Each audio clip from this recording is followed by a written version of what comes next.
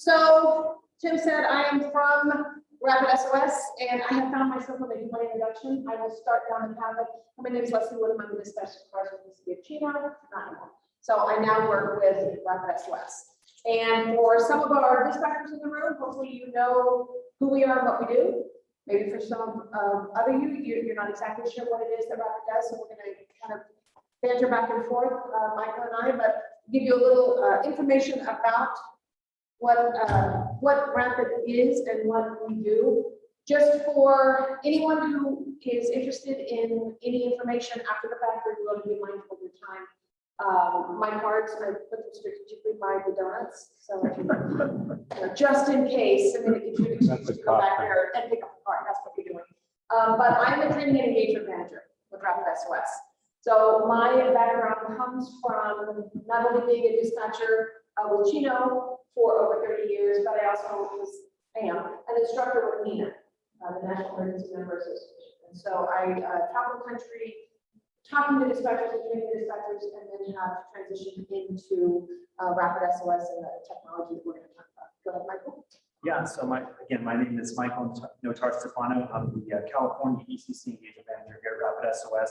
Been in public safety coming up on 8 years now. I got my start in the field as an officer and then transitioned to dispatch with the San Diego Police Department, currently based in Oceanside, California. So you may have seen me at some of the local meetings that have been occurring here up and down the state. One of the kind of PSAs I wanted to start this presentation off with and do it professionally and just politely is clear up some confusion that I've been running into at numerous ECCs and PSAPs here in California. And that is the difference between RapidSOS and Rapid Deploy. Two very similar names, two very similar tools, but I just want to make everyone aware in the room know that we're not the same company. That's some confusion I'm running into. People think that this is a big Rapid umbrella and we're both the same, and one tool is a newer iteration of the other. I'm here to tell you that's not true at all. And completely different. We have a lot of unique additional data sources that are only available in RapidSOS portal. We'll kind of show you some new features and functionalities that are coming as well. And also wanted to just put out there that at one point in time, RapidSOS data did appear in Rapid Deploy Radius mapping.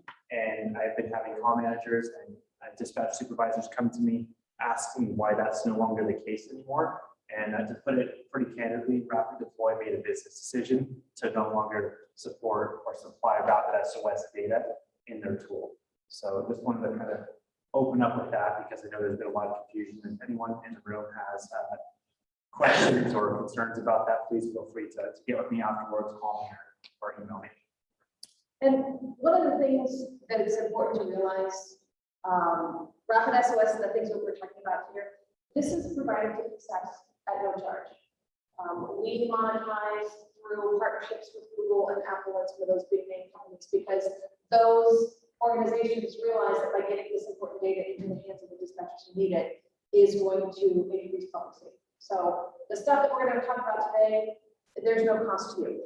To Michael's point, there's also no reason why you can't run both. I know that Rapid Deploy has a contract with California. And so a lot of that is being put in dispatch centers from the state. That doesn't mean that you can't use RapidSOS as well. So understand that we want you to use whatever tool gives you the most benefit. You know, we are a resource to you as our day. So however you can get that information into your center, that's what we want you to use. So we're going to talk a little bit about data-driven dispatch and what that is. You know, Tim talks about how even the best system right now is available. But data-driven dispatch is changing the way we do our jobs. And for those of you who are going to be in dispatch for the next 5 to 10 years, what we're doing in 2021, we're going to look back and go, oh my gosh, what in the world are we doing? What was so interesting? Because everything, and I would imagine that everybody in here either has an Apple Watch or an Apple phone or an Android or some sort of digital device in their life that has information that could change the way response comes to you in an emergency. And that's what we're going to talk about. How you can use RapidSOS portal and then any feedback that you have. So just as a little bit of a kind of a snapshot of what California looks like, We have 437 PSAPs in the state of California. So talking about interoperability, that certainly seems to be a term that has come up over and over and over this morning, and I know that that is a passion of yours as well. 437 different PSAPs doing 437 different things. And, you know, to Jen's story, wanting to come in and assist, but not even being able to log into the phone or understand the radio codes or get into the CAD system. So interoperability is something that from September 11th, years and years ago, we're still struggling with. 413 ECCs have unique RapidSOS portal accounts, so that's awesome. 203 are live with JV accounts, and we'll talk about what JV is here in a second, which means that about 75% of the population in California has access to some of the information that we are providing to their local dispatch centers. So pretty big numbers here. So when I talk about data-driven dispatch, what exactly does that mean? So how we like to analyze this is think of an hourglass. And every grain of sand in the top of that hourglass is a piece of digital data. So your health profile that you've got in your phone, the sensors on your car that let you know that somebody in the backseat has turned off their seatbelt. Those pieces of digital data are alive and well right now. But when it comes to dispatching appropriate resources, it gets into that funnel. And we get stuck on asking questions, giving answers, which in an every normal day conversation, no big deal. How you doing? I'm fine. Where are you? No big deal. But when you've been traumatized, when you've been in an accident, when something is happening at your home, and now you need to provide location information, for any of you who have died in 911 and had to be that RP on the phone, how challenging is that to answer the simple questions? So digital data is going to, and we're going to talk about what's available. It's going to change the way we do things. It also allows dispatch centers to communicate with each other. And we'll talk a little bit about one of the new features called agency share and chat, where now instead of forcing a dispatch center to get on the phone and call another dispatch center and say, hey, we're working in 1199. Hey, we're working in active fire. Hey, we're working. Now through some of the features that we're going to talk about, we can simply just do it like we do on our phones through chat. Obviously, we're talking about a modern 911 infrastructure. Y'all are very familiar with how that works and the value in that, because the legacy system is no longer appropriate for what it is that we do.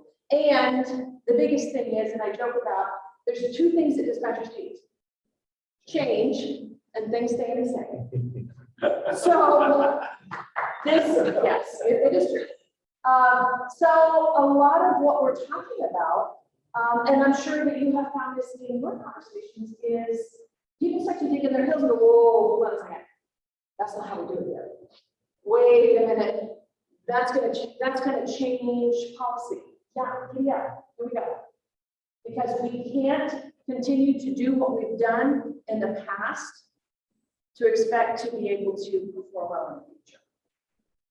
So I'm gonna let you talk a little bit about location data, because location data is truly what we're specifically known for, and then we'll go from there. Yeah, so as everyone probably knows in the room, location is probably the biggest piece, right, when fielding a 911 calls. And as Tim mentioned moments ago, with RapidSOS, we're not getting location information from a cell tower like a phase 1, or maybe in the best case scenario, phase 2. We're actually getting it from the device itself. So from your Apple iPhone, from your Android smartphone, Leslie mentioned Apple smartwatch.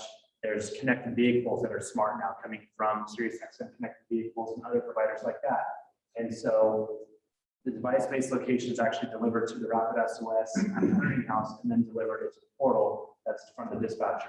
And that's getting, I don't want to say exact location because that's not fair to say, but it's highly accurate and results in sending first responders to, you know, a pretty solid address.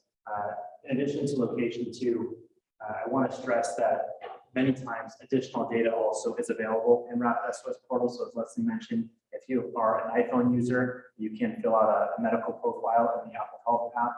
And if you choose to share that with public safety, the instant you dial 911, that information is viewable in the portal. So if there's one thing that I can stress that people take away today, it is that tell your dispatchers when they're using the RapidSOS portal, don't just look at it and look at the green points for location, but actually use your mouse and click, because it's the importance of that click that can kind of uncover more data that could be associated with that call. And we're going to show you kind of what that looks like if you're not familiar, but we talk about location. And this is just an example of what you're going to see when you receive a 911 call. And this is not contingent upon the triangulation of the cell towers. So think about the event where the cell towers aren't working. Information is still going to come into the RapidSOS portal because it is independent of the cell tower network. So you're going to get not only the estimated address, you're also going to get lat long, which we're all familiar with. You're also going to get what 3 words. And so what 3 words has simply taken latitude, longitude coordinates and put it into a 3-word address. Well, why does that matter? Because what 3 words has taken the entire globe and broken it down into 10 foot by 10 foot squares. So if I am having some sort of medical issue and somebody calls 911, my 3-word address is going to be different than your 3-word address. Kind of a big deal. If you are in the front of your house or in the backyard, those are 2 different addresses. If you've got waterways or hiking trails, or let's talk about the Super Bowl and Olympics. If somebody is having a heart attack at 5450 Guardian Way, but the 1-3 word says that they're over in the detective bureau, that's going to get help there a whole lot faster. So a lot of location information is available. This is what the typical event pane looks like. So for those of you who are logging into RapidSOS, you can see this.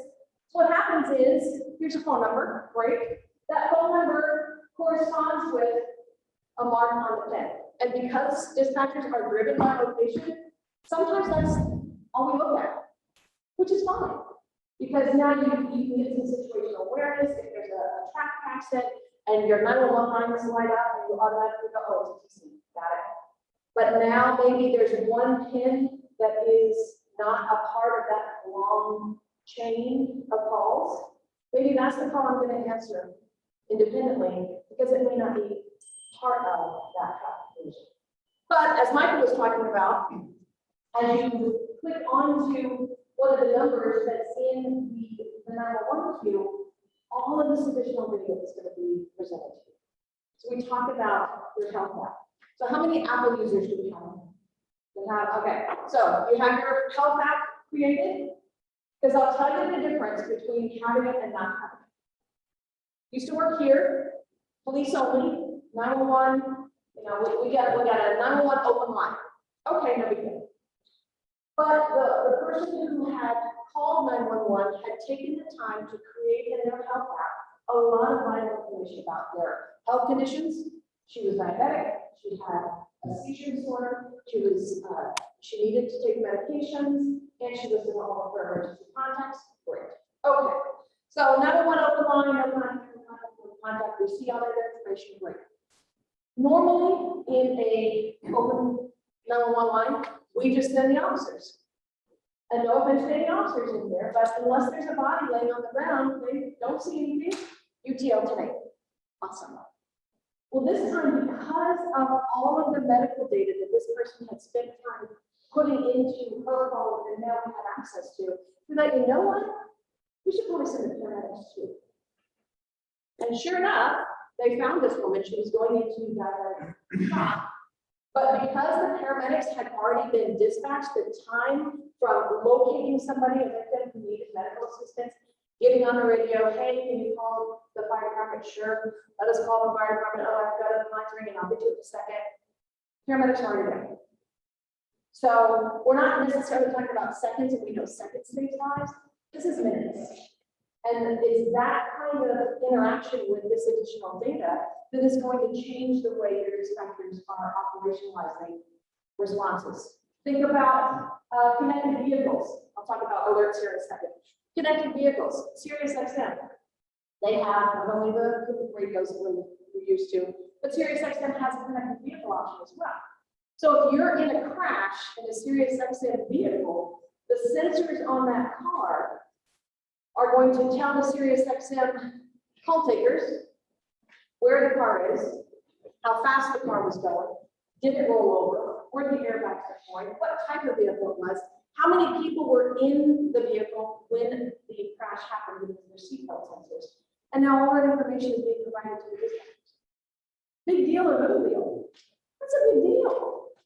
And for those of you who may dispatch for fire, do you send different resources for a vehicle that is gas powered and is on fire versus an electric vehicle? Yeah.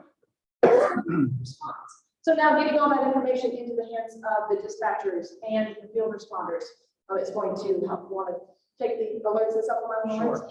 Yeah, so this is something I'm pretty excited to go over here. So if you're using RapidSOS portal today, you might notice next to where the 911 calls come in, there's a separate tab that says alerts. And that's pretty much enabled for just about every center here in California. And that's under supplemental alerts, meaning when your dispatch center receives an alarm activation, as of today, our biggest partner that's helping us with this is SimpliSafe, which is a do-it-yourself alarm kit. And we're adding more and more providers kind of as the months go on. Those alarm activations will appear under the alerts tab. It doesn't change the workflow within your center. So the alarm monitoring company is still going to call on the alarm or admin line or however it is that you field alarm calls. The benefit here is now the dispatcher, the telecommunicator actually has a visual of all the information that's going to be transcribed to them over the phone from the alarm monitoring center. And what's really neat about it is since it's so connected to the RapidSOS clearinghouse is that many times the alerts show up on the actual portal a minute or two before the alarm company even is able to call. And then with full alerts, this is something that we're in the alpha stage right now, and we're working with a few different agencies here in California and more nationwide. It takes what you see now with the supplemental alerts, but now it's giving willing ECCs or PSAPs the ability to accept the alarms right from within the portal, eliminating the phone call altogether. And so from there, it'll also open up a text chat field where the dispatcher telecommunicator can also text chat back and forth with the alarm monitoring company. And then I know one of the concerns with this is, oh, well, what happens if the dispatcher misses the alarm activation? As of right now, we have a fallback measure in place. If an alarm activation in the portal is not accepted within 30 seconds, the alarm company is going to call back just like we normally would. So SimpliSafe is kind of leading the way on this. They really want to work to reduce false alarms. And so with the Full Alerts platform, with those who are testing it right now, we're noticing that with that text chat feature, they're able to let the dispatcher or the center know that an alarm was a false alarm, and they're able to cancel it right then and there in a text-based environment, keeping the phone line clear. And so a lot of what is happening in technology when it comes to 911 centers, and one of the things that we're proud of at Rapid is that we have a public safety team that has over 400 years of experience sitting in the seat doing the job. Because some of these things, it's like, oh, that would be great. Yeah, well, hold on a second. Let's put technology into our dispatch centers that actually makes a difference. You know, Jen, lucky, almost fully staffed, that's fantastic, but she's an anomaly. And I don't know, in all of our travels, very rarely are dispatch centers full staffed. So if there is a workflow that we can improve by providing you with some information, let's do that.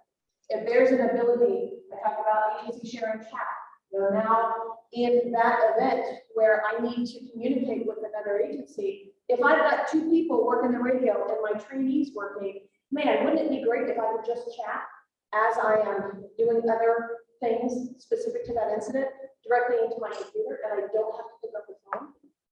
And those are things, fire, EMS, police, the ability to chat where you don't have to pick up the phone. And then the other feature that we have coming soon is our text to 911.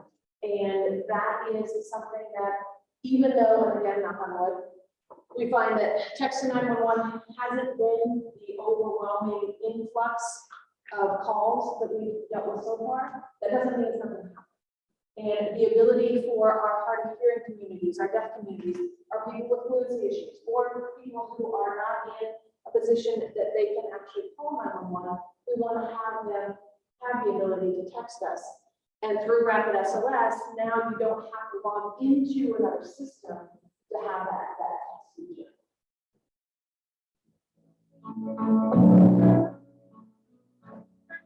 So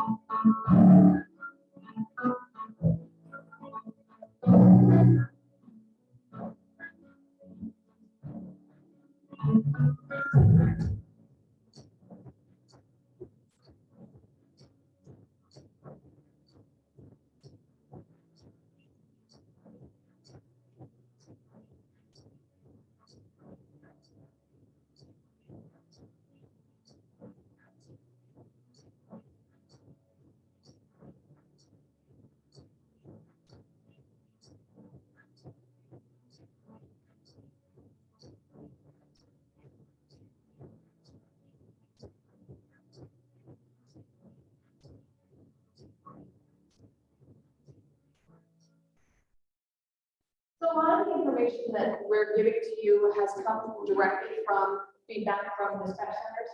So please, even if you've got questions, Michael is the EEM for this area for California. So if you've got questions on how to use it, just real quick, I'm gonna kind of speed through these things. This is more operational, but want to make sure that when you're going into RapidSOS, you know how to navigate it.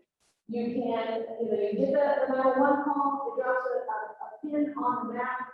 If you change from map to satellite view, now you have access to all of the street view.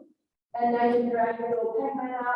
And obviously, while those pictures are not live, you can, especially for those of you who are working in large jurisdictions, or maybe you don't know all the landmarks, you can now drag your little peg map out. If you're talking to me on the phone and I don't know where I am, you can now see everything that's around me and start to use those landmarks. Do you see the house with the red door? Do you see, the 7-Eleven on the corner?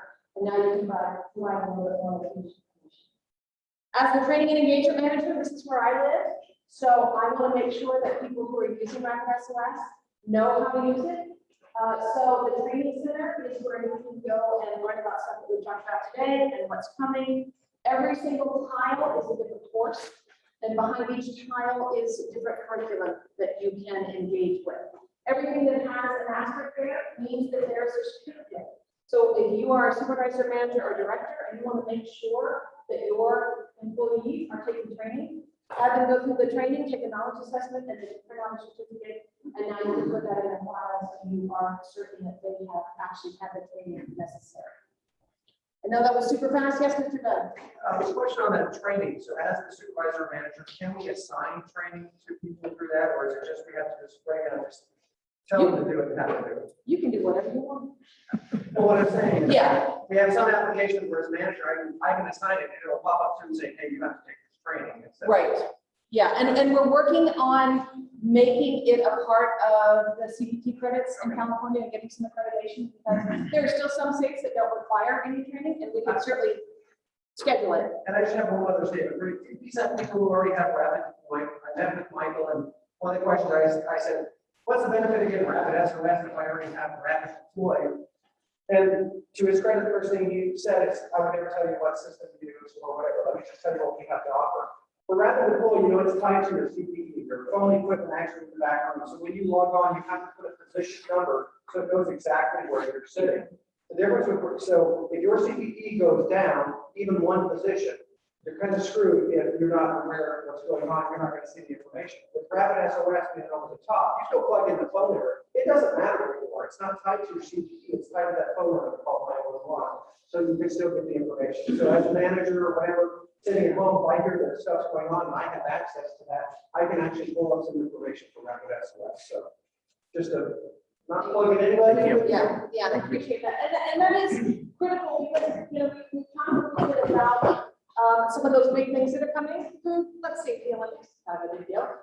Super Bowl, kind of a big deal. And the ability to communicate through chat or create tactical boundaries.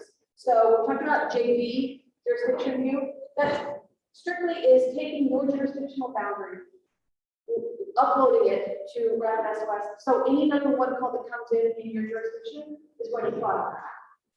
So that's the difference between your jurisdiction view and then the query view is when you put in the phone number itself. But there are things that are coming and happening that are going to require you to be able to engage with all of this digital data and do it effectively. And that's what we are going to do. So this is our contact information. Like I said, I hope my donuts are gone, so. If you don't use our business card. We're trying to clear roads. Oh, okay. So, Yes, so one of the items that the folks in the field are using it for pretty much of this, but the guys are really technically minded. Is even though they do rely on dispatch, I talked to firemen and somebody police, but they simply download this on their phone and they run that number because they want to be sure. Because every now and then these addresses and on the street, which I thought was an amazing application of the program. Because again, you can open this anywhere on the device. So with the chat, how is that controlled from like how much you know, how does that work? Great question, Tim. So the way that I paint the picture is your Riverside County Sheriff's Office, maybe you want to share an incident with Riverside City PD, right?